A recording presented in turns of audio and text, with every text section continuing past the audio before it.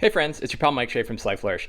8 years ago, I posted one of my first videos to YouTube called Tools of the Lazy Dungeon Master, in which I went through all of the things that I was using back then to run my D&D games. A lot of times stuff that I would bring either to conventions or use at local game shops or use actually at my table. I thought 8 years later it was time to do a update of this and what tools I am using today. What are the tools that I consider to be useful for lazy dungeon masters today? All the things that you see here, I'll have links to all of this in the show notes below. So if you want to know what any of these products are, many of which you can download, other ones I'll have links to Amazon where you can pick them up, and I'll have further notes about what they are, or other links to other videos if there are other videos that I've shot where I've gone into detail. For example, like I have a detailed video on the Lazy Dungeon Master's Workbook, so I'm not going to talk in depth about that here, but I'll have notes below. We'll start over here on the left. These are lazy monster tokens. I have a whole other video where I talk about how to make these things. Essentially, you take a 1-inch epoxy sticker, you take a 1-inch adhesive magnet,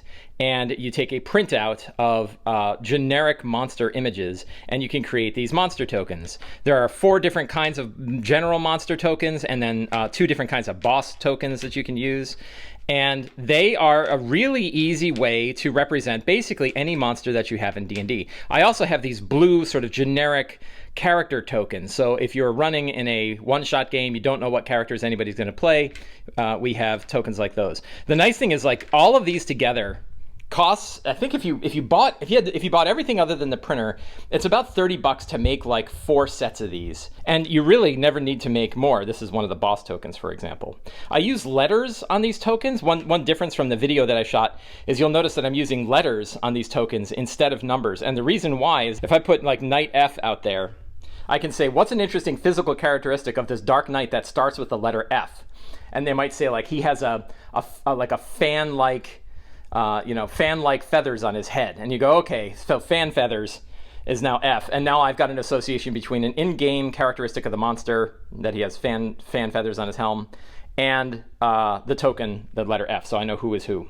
So I really love these tokens. I would bring them I'm gonna keep them on hand all the time, but I certainly would bring them if I'm going to a convention or if I'm going to a local game shop and I don't want to bring piles and piles of miniatures. And also, for those who don't have piles and piles of miniatures, this is an affordable solution where you can still represent basically any battle that you really need to represent. You can do with these. I really dig them. So yeah, over here we have the Lazy DM cheat sheet. This is a 1-page PDF that's available for free to everybody.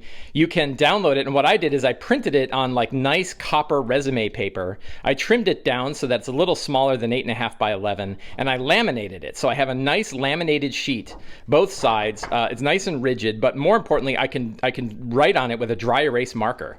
So I can actually use the back to draw diagrams or small battle maps or anything that I want to draw. I can draw it right on the back of this sheet. And it works really well. So I'm a big fan of that. I made a few copies of those and I keep them all over the place. My friend Joe Wetzel at Inkwell Ideas now makes lots and lots and lots of different card decks for things, and he made these NPC portraits decks. I picked the Adventurers one because it has a really good set of general adventurers that you can use. So a nice trick with these cards is that you can, there's not a lot of them, right? You don't want to have tons and tons of cards. You only want as many cards as you actually need. He's got an alternate names list right here, right? So if you need a bunch of names, you have a bunch of names. He's got a bunch of like extra little cheat sheet cards in here that are great. But the main thing you want are the portraits, right? And we have a bunch of different portraits of NPCs, really cool artwork. And what you do is whenever an NPC comes up in your game, either one that you've improvised or one that you had planned for, you can quickly skim through this deck and find an NPC card that is appropriate and drop it in front of the characters. Now, if you have particularly strange NPCs, like I had a Frost Giant NPC in my last game, I doubt there's a Frost Giant in here that I'm going to be able to use. But for most humanoids, you can probably grab one of these and you're off. And the lazy trick with these is just skim through the deck till you find the first one that will work and then go with that. It's a real easy trick. So the NPC portrait deck is $13 for the PDF and physical cards, and it's a really good handy tool. I really like it. These should be familiar to every good DM, which is a stack of 3x5 index cards. You can never, these are just like a universal tool for DMs. They're super flexible. You can write secret notes on them. You can draw little pictures on them. You can use them to track monster hit points. There's just nothing you can't do with a small set of 3x5 cards. I keep just, about 25 or so in my kit. I have a nice pencil that I use when I need a pencil, and a bunch of junky pencils for players who forgot to bring their own pencils. These are 3x5 cards folded over and turned into initiative tents. They are numbered from, I think, about 1 to 9, and basically when people roll initiative, you ask about the initiative and you throw the cards around to whoever is up in that place in initiative. The nice thing is that because they're just numbered cards, they work regardless of the characters you're using. It's really, really fast to throw them around the table. It's just a great tool. It's my favorite way of doing physical initiative. Then, of course, I'm not going to get into dice because everybody's got their own opinions in dice. I have a little nice set of dice that I got from Wyrmwood, a tiny little dice bag that I got from Wyrmwood. It's just one set with an extra die for advantage. Some DMs, of course, want giant bags of dice, your Crown Royal bags full of dice. I also have a little dice tray, a fold-up dice tray that I can stick in my bag because it's kind of nice to roll in an actual dice tray. Of course, I've got my fancier Wyrmwood one at my desk or at my table when I'm playing at home. But if I want one on the go, this is a good one on the go. The Lazy Dungeon Master's Workbook I built specifically. This is a book that I wrote. It was the stretch goal reward for the book Return of the Lazy Dungeon Master back 4 years ago or so. And this is one of the ones that I got from Amazon. That's why it says not for resale. This is a sample copy.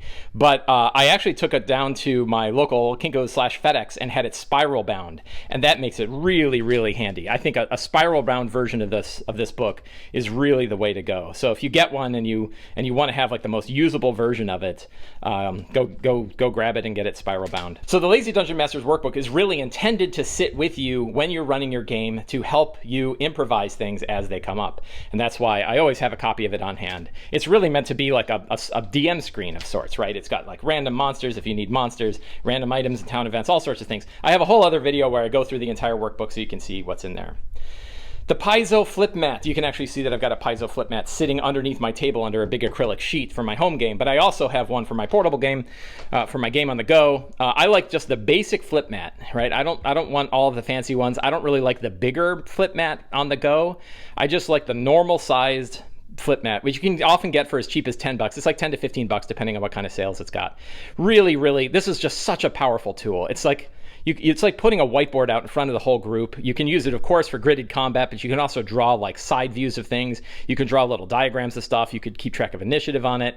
You could track monster damage on it. You could just draw all over it. And it's so powerful to have like a cheap whiteboard in front of it. There are a lot of different kinds of wet erase and dry erase mats that you can put in front. And I've tried a bunch of them. I like this one because it folds up to like the equivalent of like an 8x10 piece of paper. It fits really nicely in a bag. I like dry erase because I'm quick and dirty. I don't want to have to deal with wet erase markers all the time. And yeah, it has creases, but I've never really had the creases. The creases are not really a problem for me. I'm not so particular. But I love this mat. It's a great price. Go and buy a couple of them, throw them in your different kits, and off you go.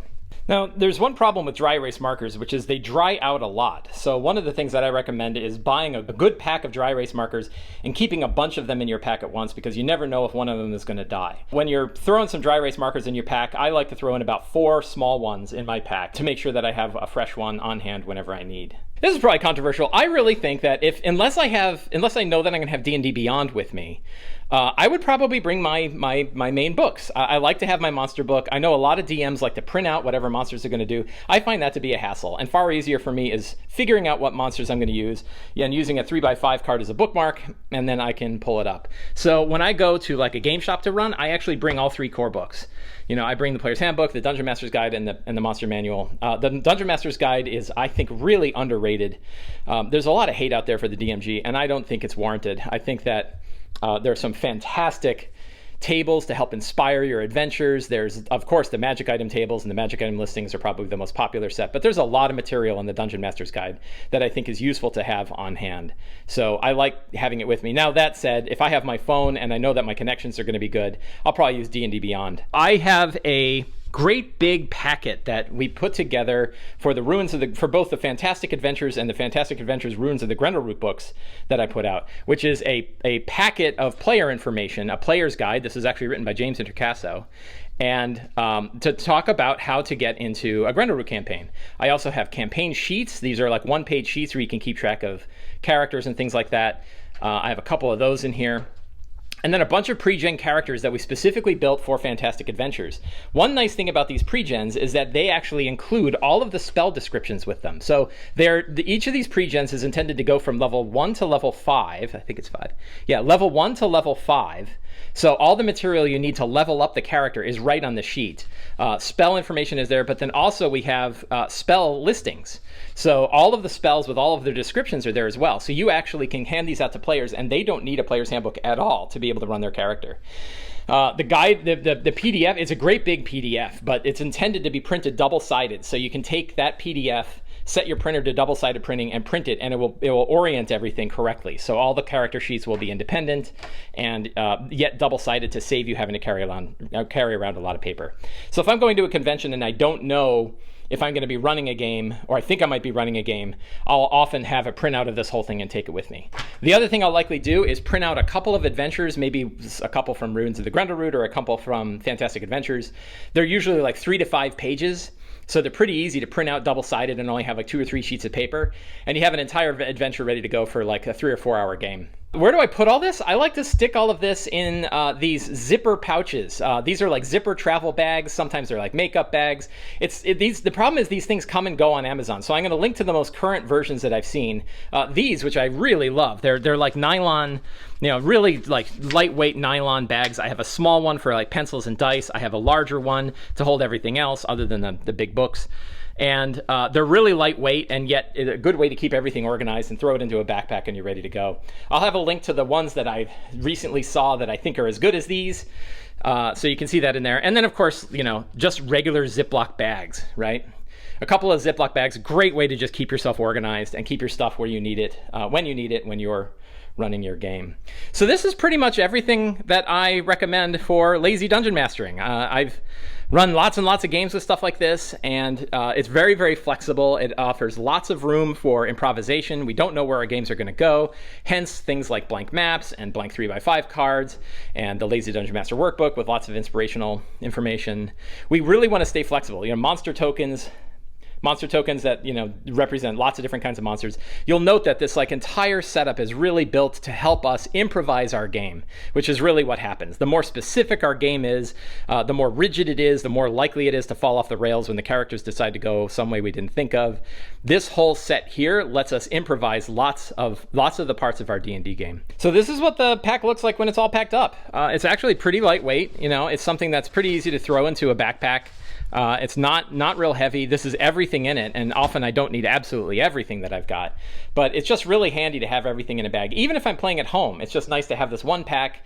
When it's time to play D&D, I pull out the pack and I know that I have everything in it that I need. Of course, you have the spare books on the side if you need them, but if you have D&D Beyond, you're all set. So I hope you enjoyed this video. If you did, you can help me out in 3 different ways. 1, you can subscribe to me here on YouTube. 2, you can help support the show by going to patreon.com/slyflourish and signing up and becoming a patron. 3, you can subscribe to the Sly Flourish newsletter, in which you'll get new DM tips emailed to your inbox every Tuesday. And 4, you can pick up my books, Return of the Lazy Dungeon Master or the Lazy DM's Workbook. Thank you very much. Have a great day.